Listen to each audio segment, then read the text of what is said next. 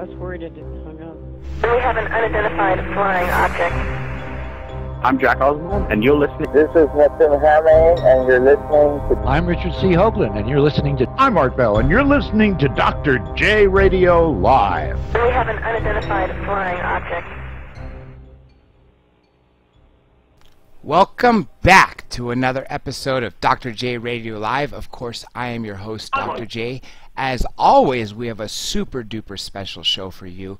This is a guest who has never been on this show. This is the first time her appearance, but this is someone that you all know, especially if you've watched the movie Thrive or you listened to Coast in the last several years. A very accomplished woman. First of all, if you've seen all the social media accounts, all you have to remember is the name of the show.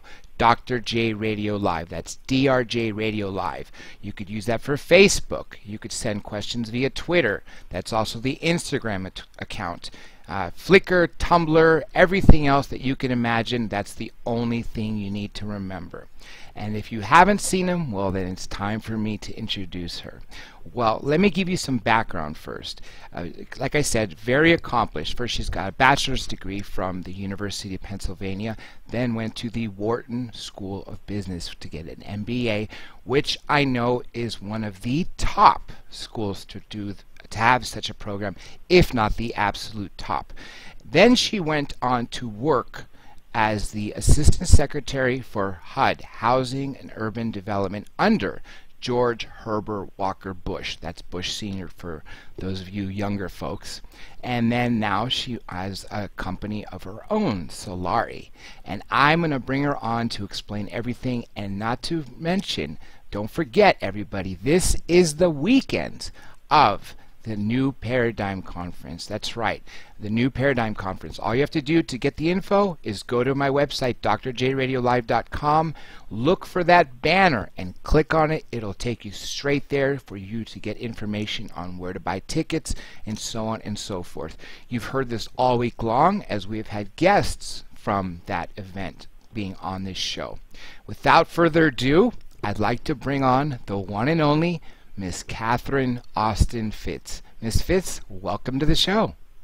Dr. J, thank you for having me on. I look forward to speaking with you tonight. It's been a true pleasure to have you. Honestly, you've been on my list for quite some time to get you. I get a lot of guest requests. I take them very seriously. For all you listeners out there, as you've noticed, when you send me guest requests and I get them repeatedly from other people for the same person, then I work even harder to get that goal. Ms. Fitts, you have been on this list for quite some time, and I'm finally glad we were able to connect. We were going to have an outstanding time. So everybody, we only have 1 hour with her today, so I'm hoping in the future we can get much more from her, because I know we're going to run out of time, as we do with every quality guest. Let's go back, and first, before we talk about your former past working under POTUS, Bush Sr., tell me about your company and what its purpose is today. Well, the Solari publishes the Solari Report, and it's interesting. We just published our annual wrap-up on the space-based economy, so I'm prepped and ready to go. But what we do is I was litigating with the federal government for many years and ended up speaking publicly about the corruption, and people started to ask me questions, and one thing led to another, and I found myself all week long answering the questions, and finally I realized, and I was answering the same question, okay, I'm going to have to batch this, and so we started the Solari Report, and it was really, it's an effort, Dr. J, to help people who want to know something other than the official reality. They're interested in reality. And so we do a interview, and I cover money and markets. We publish once a week, have wonderful guests, wonderful allies involved. So we publish an audio, and then we about a week or two later, out comes a transcript. And every year, 4 times a year, we publish wrap-ups, an annual wrap-up and 3 quarterly wrap-ups. And our goal is to make sure if you can only read the wrap-up 4 times a year, you will know more than 99.9% of the people on the planet. So our goal is to help very busy people, particularly people interested in finance and money, to understand the world around them and do it in a very positive way. So I'm fundamentally an optimist, and it's important to me that news come to you in a way that restores, rejuvenates, and lifts you up, not in a way that tears you down. And finances, of course, are a huge, I don't want to say quite problem, but they're on everybody's mind because of the economy. Let me just say one thing, too, about your company. You also publish a column in New Zealand. Am I correct? Right, but the New Zealand guys are transitioning, so I only publish something there rarely at this point, but yes, I do publish a column in Scoop Media in New Zealand. Now, I'm going to go out of order before I talk to you about your past and how you started to uncover this corruption. Let's talk about, as I have with all the guests that are speaking at the New Paradigm Conference this weekend, January 16th to 17th in San Rafael, California, which is Northern California. You are doing a lecture, and that is titled, I have it written here. Why don't you tell us about it? It is... Sure, it's called Power, Privacy, and Transparency. That's right, yes. And it's a discussion of, if we want to bring about change, how do we get the power to implement change? So it's about using transparency, particularly with respect to money, but also about with respect to media and communication, to really begin to shift things in a way that's positive for us. Because whenever we talk about real solutions, the question is how. Yes. How do we get the power to make it happen? And so I'm going to be talking about what we can do using transparency to make things happen. And I think that's something very important. Obviously, we need transparency because we need people to be in control of everything. I mean, how is this country, the United States of America, founded by our forefathers who assigned the power to the people, but somehow over the last century plus, I mean, I remember even Abraham Lincoln had a quote I read somewhere that along the lines of that, you know, the rise of corporations is somewhat of a huge threat to the United States. And Foster Gamble the other night actually talked to us about the hierarchy. Above POTUS, President of the United States, are the corporations. Then, of course, the banks. You know, the Morgans, the Rockefellers, and the Rothschilds, who met at Jekyll Island in 1904 and sort of began this, you know, the Federal Reserve, and then what ended up becoming above that, the International Monetary Fund, and there's the European Central Bank, and all those. Now, do you think they're a threat to us, as many of us already believe so? Well, I think there's a governance structure that functions very differently than what we believe our governance structure to function. And the challenge is, Dr. J, it's a mystery. If you asked me to get up at a blackboard and draw a diagram of the organizational chart of, you know, power and money on planet Earth, I couldn't do it. I could tell you a lot about different parts of it, but if you look at what's at the top, that's, of course, the big mystery.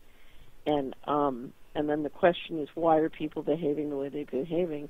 You know, we've essentially been for 500 years on what I call the central banking warfare model. So the central banks print money, and then the military makes sure that people accept it in exchange for natural resources. And you know, so if you look at the pain and suffering and the war on planet Earth over the last 500 years, it's extraordinary. And the question is why. And then, of course, we've been seeing very baffling behavior over the last 20 or 30 years in the United States. I call it, you know, we've essentially had a financial coup d'etat, and that was after Kennedy was shot, which, as far as I'm concerned, was a political coup d'etat. Yes. So then the question goes back to why? Why are the group of people running things behaving this way? A lot of my work has centered around... initially, my concern was that money was disappearing from the federal government, but I have ended up spending a lot of time in my life looking at or cleaning up or trying to bring transparency to financial fraud. And the reality is, if you look at how we have engineered the economy in the United States, we are spending and have spent just unimaginable amounts of money dealing with something called the black budget and not being open about what that's all about. You know, it's a large and very secretive national security state, and secrecy creates terrible privileges and we find ourselves in a situation where our entire economy has been organized around, around secrets and financing those secrets. And frankly, it's so outside of the law, that it's clearly criminal at this point. And the question then becomes, why is it this way? How did it get this bad? And frankly, what in the world is going on around us in outer space? And what are we doing about it, and why? Let me ask you this, but this is sort of a deviation. I'm glad you brought up the war on Earth, the pain and suffering. When I was in my undergraduate, long before I went to graduate school and then ended up getting my JD, I majored in economics. First, as associates, I got a business management associate's degree, and my bachelor's was in business economics. Our economics, one of several, there was obviously, of course, being a major in that, you have several economics courses, but one of the professors brought in a former CIA agent, and they talked about, both of them, the professor and the agent, said, what's the best way to fix an economy? And she replied, war. The reason being is we fund everything from the munitions to the planes to the uniforms, even down to the toothpastes and shoelaces of our troops. Then we go bomb the heck out of a country, and then we go back and rebuild it. So she said the best way to fix a failing economy is to start a war. I think that's horrendous to hear such a thing. One life or 10,000 lives, it doesn't make a difference. Each person's life is valuable. They're not expendable at on any level, and that's what bothers me so much. Have you ever come across anything along the lines of that, hearing such a strategy? Sure. The leadership truly believes that the thing that constantly gets the economy to go and the way to keep it going is war and warfare. So, it's a way of creating a demand that taxpayers will tolerate. Sorry, go ahead. No, go finish your thought, please. Part of it is, when I talk about the central banking warfare model, if you print money off of a computer, which is essentially what fiat currency is, you're just printing it out of thin air, then the question is, how do you get everybody to take that money? And the reality is force. Force is the reason that everyone takes that money. So it's a model that's built on force, and you can't really maintain a model built on force without having an occasional war. I think it's actually a disgusting model. First of all, I know back in the early 80s, what I was taught was that how banks create money is they only hold 10% of your deposit. So for instance, you put in $1, they could lend out 10 times that amount. Paul Hellyer, a good friend of mine, the former defense minister of Canada, goes by the Honorable Paul Hellyer, which I'm sure you've come across, said in his recent book, Money Mafia, which covers, I thought it was strictly about that, but literally he has a chapter on everything from starry visitors to you name it. It's a fantastic all-around book. But he talked about that it's going down to actually 5%, 20 to 1, and his solution was to make it more of 50%, 2 to 1, not 20 to 1. So if they deposited $1, then they could lend out only $2 as opposed to $10, which is what the standard is now, to $20. And what's even worse now is, as you mentioned, the electronic money, because there's no money being printed by the U.S. Mint or any other country in this world. And literally, a bank can just say, if you're taking a loan, type in $50,000, and then it's you. But the problem is let's just say we're in a catastrophe, such as a major earthquake. I lived here during the Northridge quake in '94. Is there any? No one can run to their bank and use an ATM during such a catastrophe when there's no electricity for weeks on end. And on top of that, when we lost the gold standard, that's another thing that Dukakis said. He actually thought what Nixon's strategy of taking away the gold standard, I believe it was Nixon, correct me if I'm wrong, was a good thing. And I beg to differ. Wouldn't you say the same? Well, the reason one would say it was a good thing is it put the United States in a position to trade nothing for something all around the world for many decades, and that was the basis of much of the prosperity in this country. And as the market share of the dollar declines, it's one of the things that's pinching the the quality of living in this country as an economic matter. Finish that thought. I'm sorry. Yeah, so as I said, you print money off imagine if you could print money off a computer and then proceed to go to the market and trade it for food. You'd love it because you could print more and more money and more money and get more and more. You're printing something off your computer, but then you're getting real stuff from everybody else. So it's a form of subsidy, and the problem is it creates a system that doesn't optimize the fundamental economics of anything because it can just print. It also creates inflation, right? Well, actually, we're in a deflation now. What happened was you expand the money supply. You don't create inflation unless that translates. If the multiplier stays the same, then that translates into inflation. But if you look at what happened with globalization, Dr. J, what we did was we basically outsourced enormous and traded enormous sorts of jobs, and that created enormous labor deflation, which helped offset the inflation. So right now what we're struggling with is deflation. We just spent 2015 with every central banker on the planet not, doing everything they could to not say deflation. They said negative inflation. They said inflation no longer rising, falling inflation. Everybody said everything but the D word. And unfortunately, right now we're in deflation. So let me give you an example. After being down in 2014, oil last year was down 50%. It's down another 10% since the beginning of the year. The commodity index was down 25% last year, and it's down more again this year. So we're watching very significant both monetary supply deflation as well as price deflation in the commodity sector. I have a great friend who works as a financial advisor, and when I talked to him about the huge, massive drop in the Dow Stock Exchange, it's around the volume, I believe, 17,000. He said the volume should be between 12 to 15,000. Would you agree with that? Well, the volume's high right now. I expected January to be soft, so I expected the markets to drop, but I've been surprised at how much.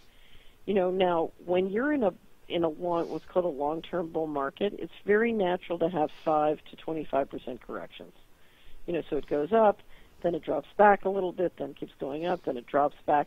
Consolidations are healthy, and if you look at since 2009 and coming out of 2009, we were way overdue for correction. We did finally, in the third quarter, get a correction last year on the S&P. I think it was only sort of a 5 to 10% correction.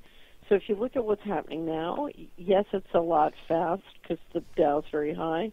But in percentage terms, as of yesterday, we're down more. So let's say on the S&P we're down 6%, maybe we're down another, so maybe we're at 8.5%. That's well within the range of a normal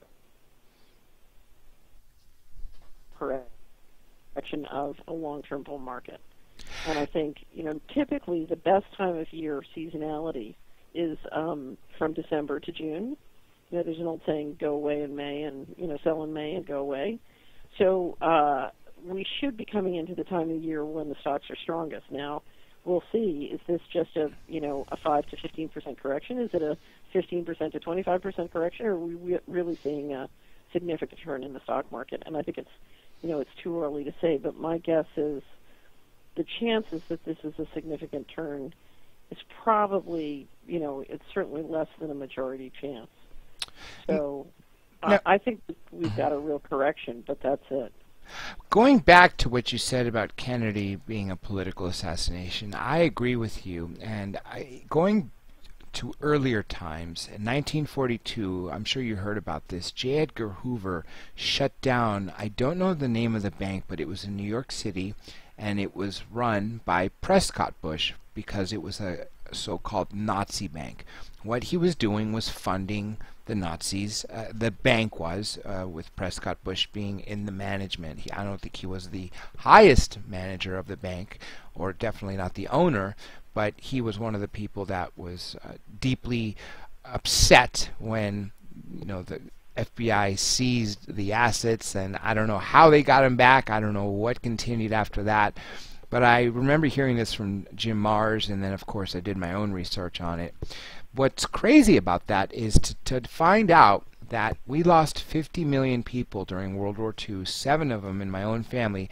We're not Jewish. They weren't killed in concentration camps. And as you know, out of the 10 million people in concentration camps, 6 million were Jewish, 4 million were something else.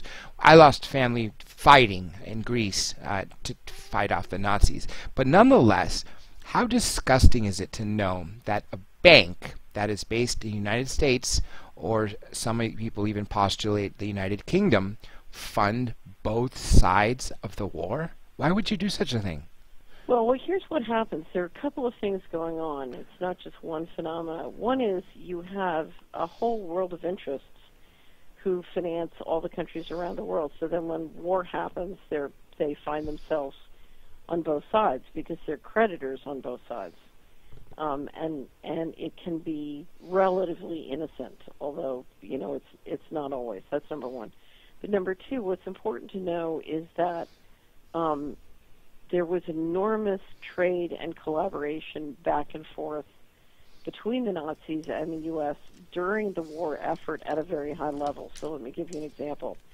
One of the best books on World War II you'll ever read is Charles Higgins' book, Trading with the Enemy, and it describes, this process. At one point, we canceled or held up Department of Defense orders for ball bearings so that the ball bearing factory could get a shipment to the Nazis to keep their tanks going. It's one of the stories Higgins calls. But the other one I think is even more important and relevant to today, which I want to bring up, which is Edwin Black's book, IBM and the Holocaust. Mm-hmm. During the Holocaust, the Holocaust was made possible by database technology, where a great deal of the technology and support was provided by IBM throughout the war. And it's a fascinating read, but what you see is there's collaboration. Dulles spent a lot of his time in Switzerland during the war, and the indications seem to be that they were trading information back and forth. So if you look at the financial interests, they never necessarily tear completely apart at the beginning of the war, but there are clearly patterns, very disturbing patterns, Dr. J, of collaboration going on behind the scenes during World War II. That saying, green knows no color, or obviously knows no enemy or side, is definitely applicable in this case, which is very sad. How can you be a U.S. patriot or a U.K. patriot fighting for your country or telling people you are, but at the same time you're funding both sides? It's just something that bewilders me to this day. Well, it brings back the question. So let me give you an example. When I became Assistant Secretary of Housing, and then many years later on competitive contract, my company became lead financial advisor to the FHA at the Department of Housing and Urban Development. In both instances, there was data critical to running the operation, including in compliance with the law. That data was held and controlled by the defense contractors who ran the information and payment systems at HUD, and they refused to give us or the political appointees the data. I'm actually glad you brought up your time at HUD because this was where I was going to lead to.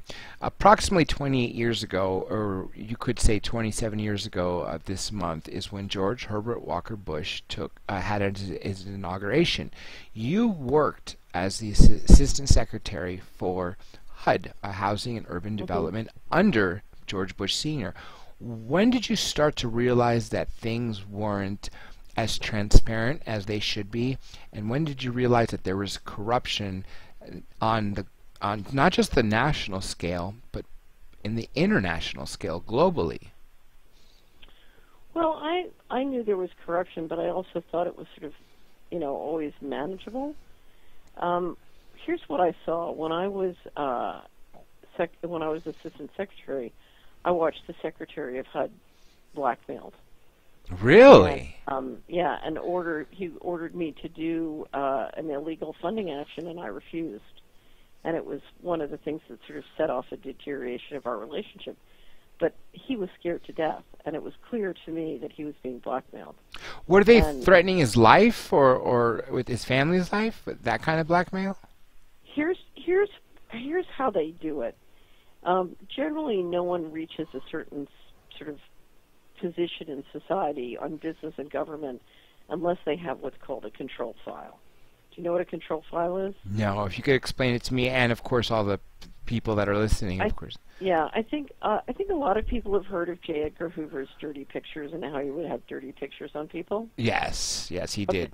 So a control file is dirty pictures, and you generally don't go above a certain level unless you have a file and people know that can ultimately control you. So it's a blackmail file, in other words. It's basically a blackmail file. Now, here's what's interesting.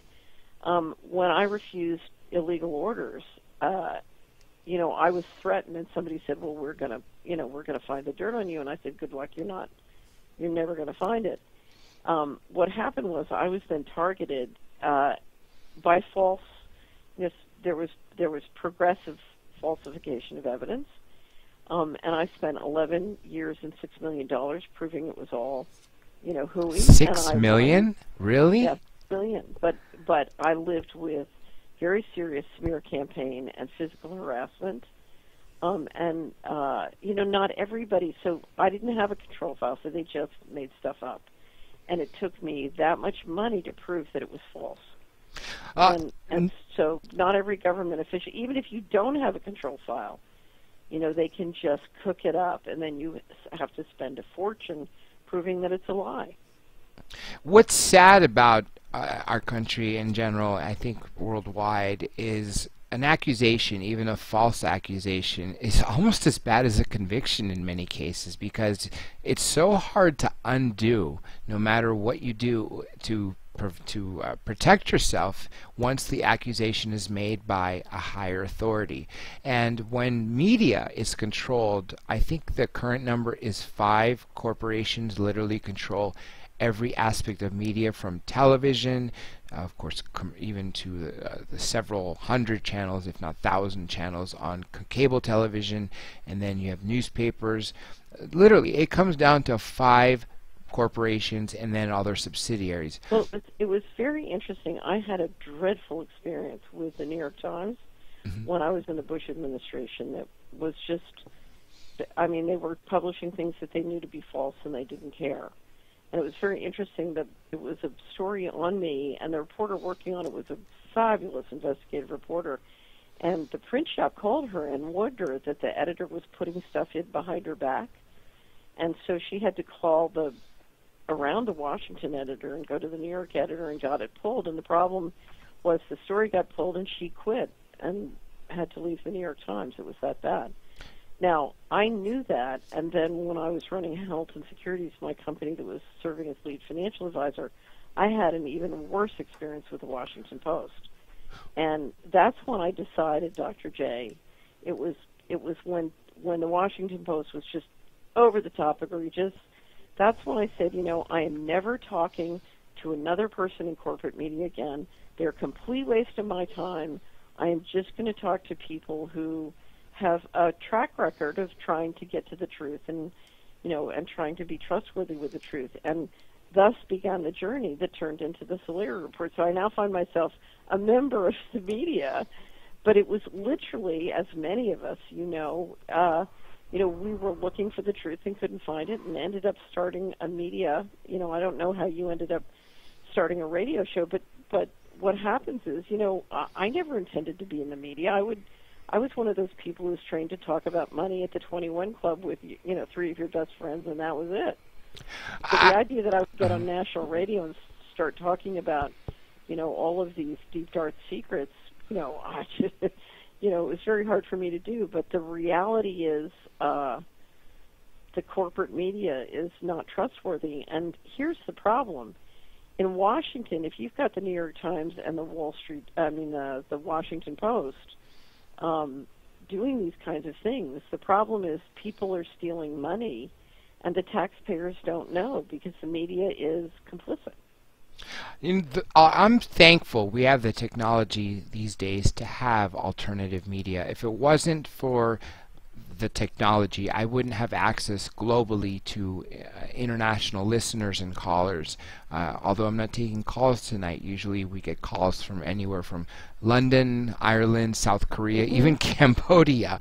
And I think I'm very grateful because had I been on, let's say, on a Premier network or iHeartMedia network, I'd be very sanitized and censored. And going back to what you said about the Washington Post, I have a good friend there, Lee Spiegel, and I know even he at times has his stories censored or is told they can't be published. And that's pretty sad because he's a journalist, a mainstream journalist for 40 years, and he's been doing the same thing, trying to get to the truth. Another good friend of mine, Tony Gosling, was a BBC reporter. And once he saw the same thing, the censorship, the corruption, he left and started his own alternative media station in the UK. It's thriving, and I bless his heart for doing so, but that's what I think we need more of. But the government and other, if you want to call it the New World Order, the North American Union or the American Union, because it includes, South America as well. Right. Then you have the EU.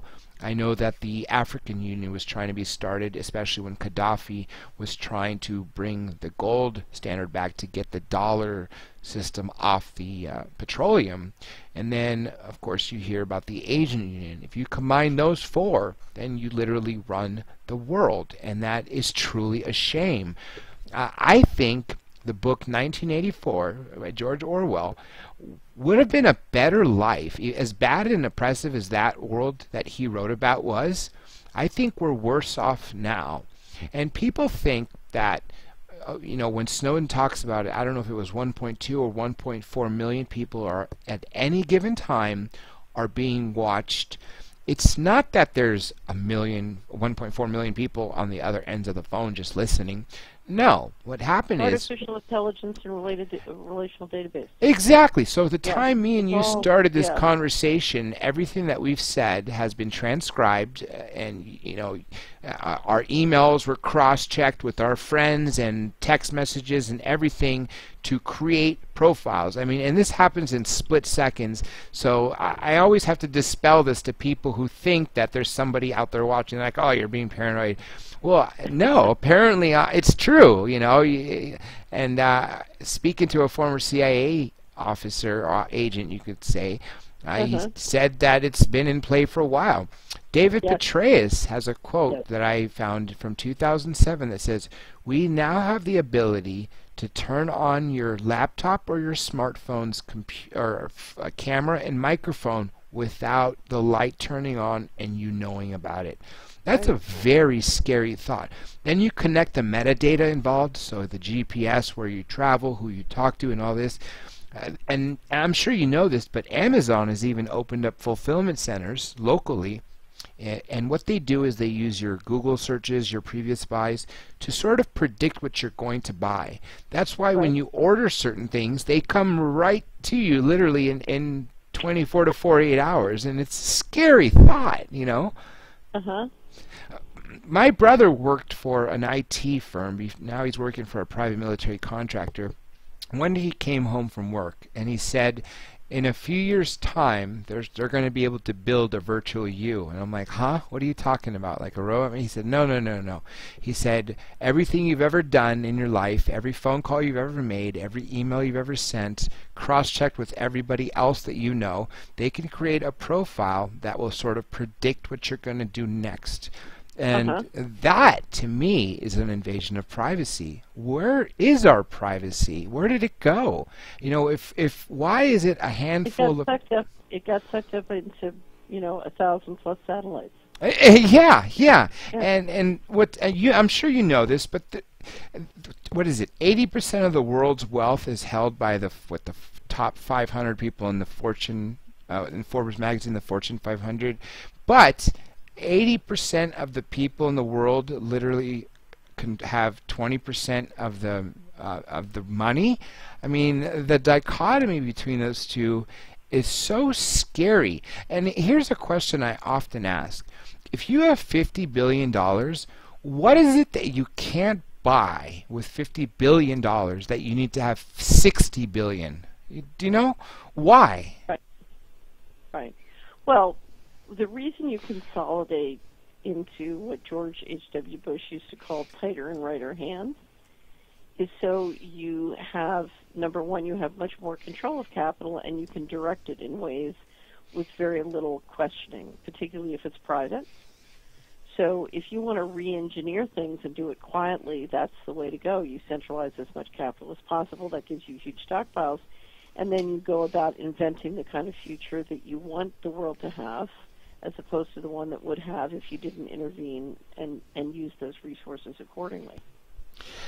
Everyone knows this. Of course, we had that huge economic meltdown. I believe the year was 2007. So many people lost their homes, their fortunes. They were foreclosed. Were living in cars. Had to find small apartments to rent. Which, using basic economics of supply and demand, if you have a horde of people trying to rent an apartment, what are they going to do? They're going to raise the rates.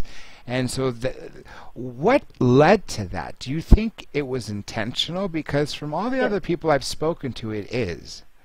Yes. No, I believe it was intentional. I believe we had a financial coup d'etat. And the reason I spent 11 years fighting and litigating with the federal government was I was essentially trying to stop and warn people about the housing bubble. And the housing bubble, in my opinion, was significantly engineered very much by the U.S. Treasury, the Federal Reserve, the Department of Housing and Urban Development, and done in coordination with the big banks and the big mortgage lenders. They really engineered it because it took a lot of work to change terms and conditions. The mortgage market's very driven by federal credit.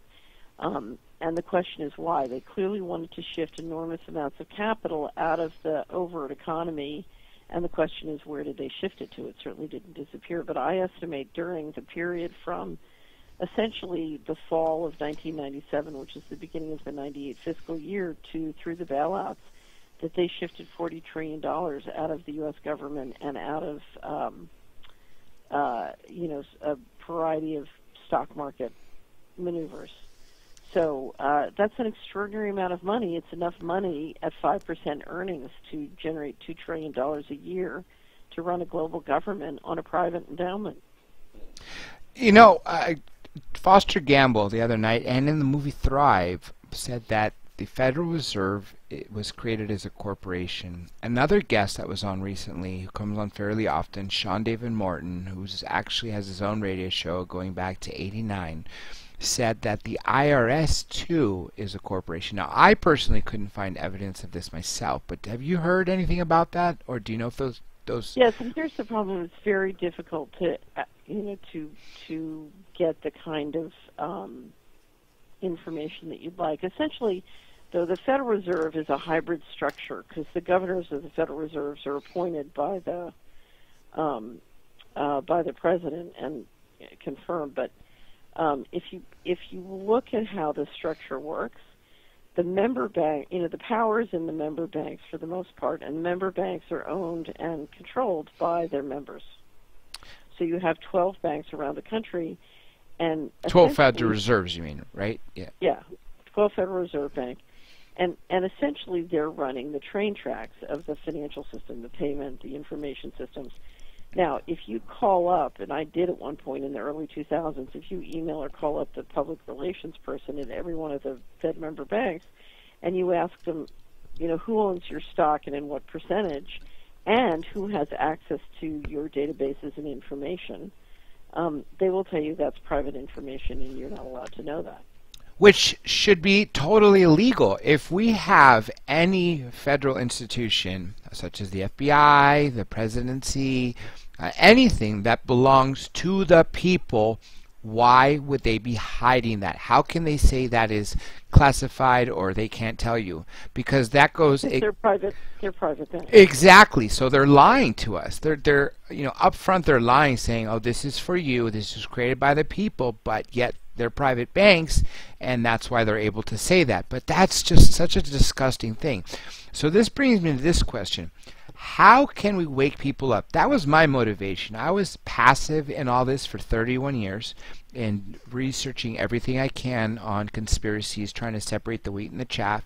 And then, of course, when I went to law school, I started using more legal reasoning to look at evidence, and I use the law of threes. For instance, so let's just say Jaime Maussan, who's, I don't know if you know him, he's basically the Barbara Walters slash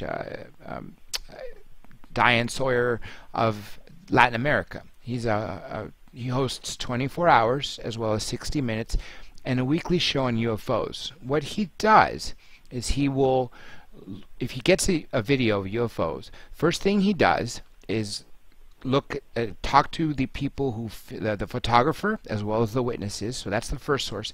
The second one is he sends it to a laboratory in Mexico to make sure it's not photoshopped or it's not double exposed or anything like that.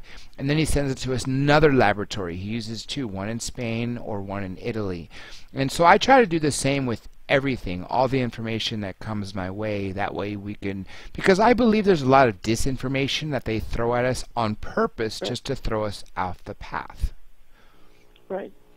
Now, how can we wake these people up? Because I've been trying to for years. Obviously, some people are becoming more tuned into realizing, wait a minute, things are not as they seem.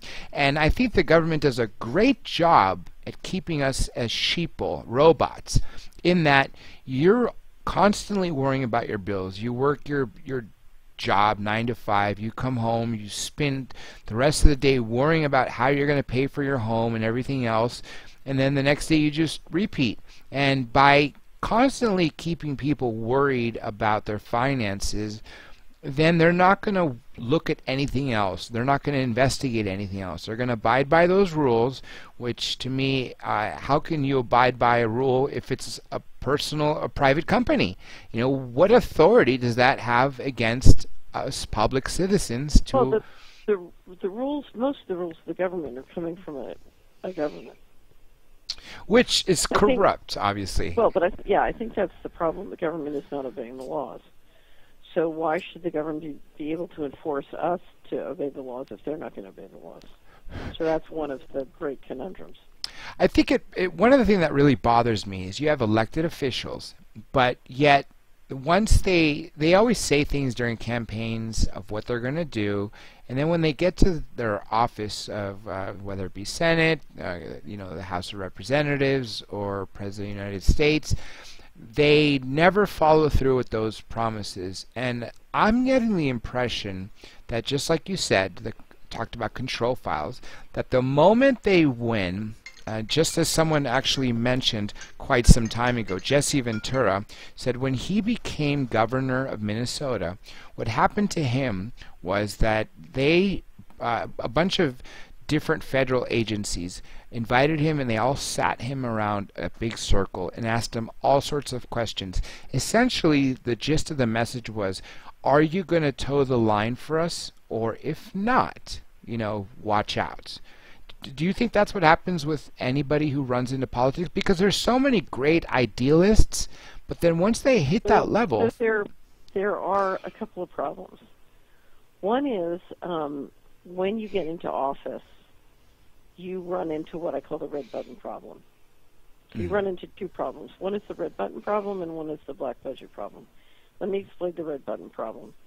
I was giving a speech in 2001 to a wonderful group of people called Spiritual Frontiers Foundation. They'd asked me to give a speech on, it later became an article called Narco Dollars for Beginners. So I was explaining the intersection between organized crime and Wall Street in Washington. And so I said to this wonderful group of people, I described the fact that the Department of Justice had told a reporter I was working with during the Dark Alliance allegations about U.S. intelligence agencies drug running. I said to this audience, so the reporter had been told by the Department of Justice that the U.S. economy launders $500 billion to $1 trillion a year of all illegal monies, including narcotics trafficking. And so I said to this wonderful audience, what would happen if we stopped being the global leader in money laundering? And they said, well, we'd have trouble keeping our 401ks up and our IRAs might go down, or the government would have trouble financing the deficit and our taxes might go up and our government checks might stop. And I said, okay, let's pretend there's a big red button up on the lectern, and if you push that button, you can stop all hard narcotics trafficking in your community, your county, your country tomorrow. And out of 100 people dedicated to evolving our society spiritually at this wonderful conference, guess how many would push the button? How many? One. Oh my So gosh. I said to the other 99, why would you not push the button? And they said, we don't want our government checks to stop. We don't want our IRAs to go down, and we don't want, we don't want our taxes to go up. So here's the problem. If we elected you president, so you become president, you're sworn in on January 20th, 2017. You're going to walk into the Oval Office, and your political guy is going to say, well, the American people just spent $1 billion overtly and more covertly getting you elected, and now what they all want is they want their check, they want their contract, they want their goodie from the federal government. And you're going to turn to your Secretary of State and say, well, how am I going to finance this? And your Secretary of State is going to tell you that you better suck up to the people who control $500 billion to $1 trillion a year of all global money laundering. Because if you don't suck up to them, guess what's going to happen? You're going to die. They're going to push they're going to push the red button, and the American people are very clear. Their message is, I don't want the red button pushed because I don't want to deal with the ramifications of pushing the red button. So, the reality is, if you look at organized crime on this planet, it is at this point very rich, and the economy is its hostage. And there are many ways, Dr. J, to change that. We don't have to stay in the situation, but it requires, first and foremost, transparency and an honest conversation. But if you're the President of the United States, you can only push the red button if the American people are willing to support you in pushing the red button. I'm glad you brought up the narcotics. I wasn't going to bring it up, but you brought it up, so it's a good time to speak about it. During that same day where the economics professor in my undergrad days, which was at University of California, Santa Barbara, she brought in a former CIA officer, like I said, and he asked everyone, does everyone know what the CIA stands for? And everyone's like, yes, Central Intelligence Agency. He said, no. Cocaine Import Agency. So that was planted in my mind well over 2 decades ago. Can I just tell you, I used to have a T-shirt that said, it had CIA, the C, the I, the A written vertically, and then it translated into cocaine at low prices in volume. Well, that makes sense too. And obviously there are a lot of cases that talk about, I don't remember the name of this person in California, but he was an African-American male in the early 80s who got involved with the CIA and was selling crack cocaine on the streets. And when he got rich enough and stopped taking orders, what do? They put him behind bars. I also know of a person who's very credible. I can't get him on record for fear of his granddaughter, and it took me years to get some information out of him. He was a Navy SEAL who served with distinction in the Vietnam War, 66 to 69, and he told me about some horrific stories. But then he also told me that all the directives came from the CIA. It was one CIA officer that was assigned to that SEAL team that would come say, you go out to extract or exterminate this pilot that was captured, or blow up the Underminister of the UK who's giving the North Vietnamese secrets. But then he said, after he left, he became a mercenary. And in one of the final things he did as a Navy SEAL in 69, they went down to Colombia and assassinated a drug lord who was no longer operating or helping the United States and taking orders from us. 1970, a year later, he said his directive, his operation, was to go down to Colombia and guard a giant boat, a ship, not just a boat, a ship, filled with hundreds or 1,000+ tons of cocaine.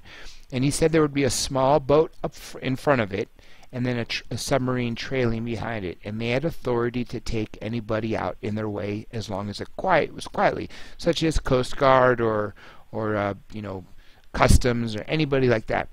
71, he did the same thing with Peru. He had to guard a giant boatload of cocaine, a shipload, 1,000 plus tons, coming to the United States, and this was ordered to him by the Central Intelligence Agency.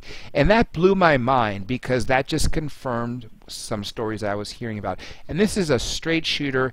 He doesn't brag about things. It took me 3 years for him to talk. We were just friends and friends of family, and he really didn't like to talk about the past because he didn't have a very good time in the CIA, not the CIA, sorry, the Navy SEALs, especially taking orders from the CIA, killing some of our own people. For instance, if a pilot was shot down that had sensitive material and they knew that they would be tortured to get that material out of them, what he was ordered to do was to either extract them quietly, but if he couldn't, he'd have to kill them. And he said that's what haunted him the most, having dreams of waking up, killing good American pilots who had already suffered enough when they were shot down and captured. I think it's a very, very, very sick problem that we have. On one hand, you have local police forces arresting people, but on the large scale of trafficking, we've been clearly involved. And as you mentioned, organized crime. It's no secret that we sent some mobsters down to Cuba to kill Fidel Castro in the 50s. And I think this goes back even before that. Lucky Luciano was involved with sending secrets about Mussolini once he was deported to Sicily after he was sentenced to 30 years in prison. And on some reports they say he was not very valuable, but other reports say he was extremely valuable.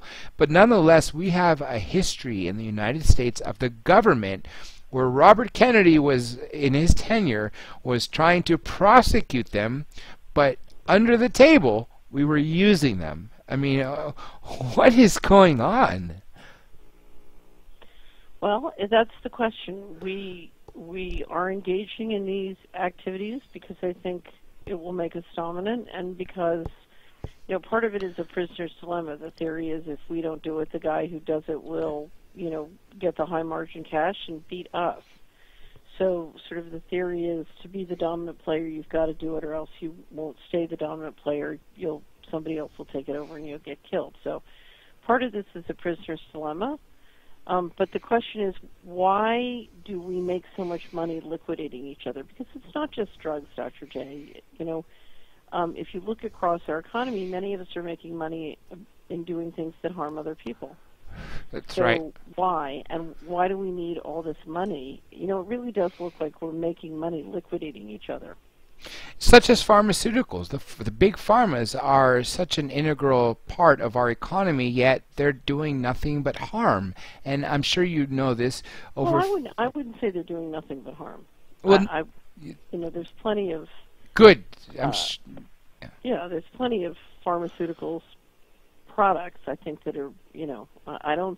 That's the part. It's complicated. It's not all good and it's not all bad. It's threaded together. Yes, and again, same thing with the mobsters and the CIA. I'm sure there's good factions in everything, because deep down inside, humankind, we're really good, loving creatures.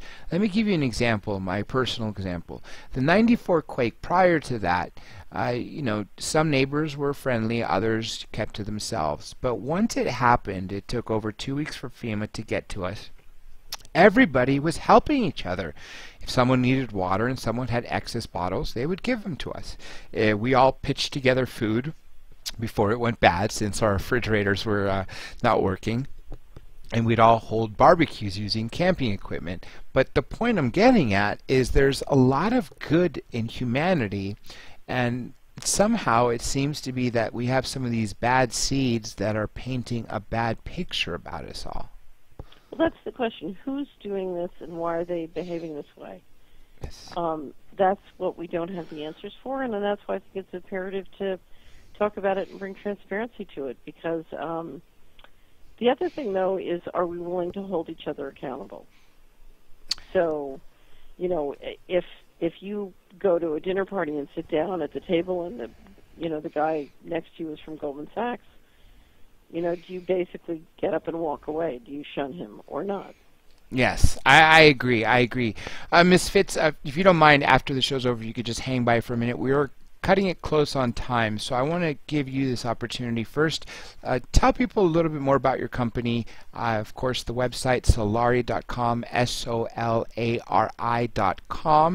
And then, of course, are you speaking both days this weekend?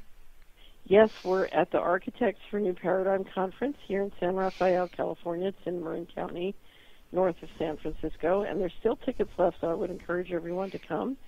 We are meeting on Saturday and Sunday. We have a great group. Joel Garban is here, Richard Dolan on False Flags, as you mentioned, Foster and Kimberly Gamble, Danny Sheehan. Anyway, so it's a wonderful crew. We'll be here Saturday, Sunday.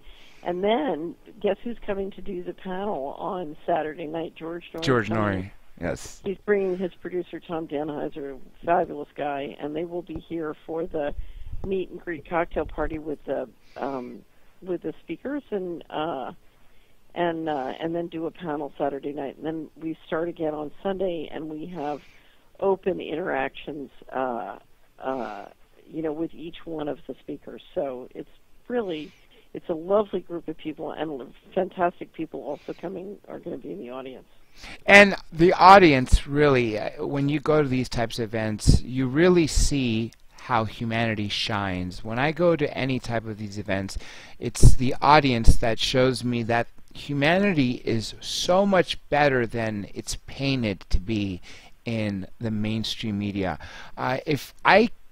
Let me give you an opportunity. I want you to give one final statement to everybody out there listening. If you had one thing to say, what would your message be?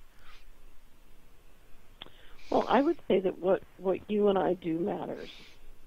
So what is important is to live in your own life according to the kind of rules and values that you want to see happen in the world.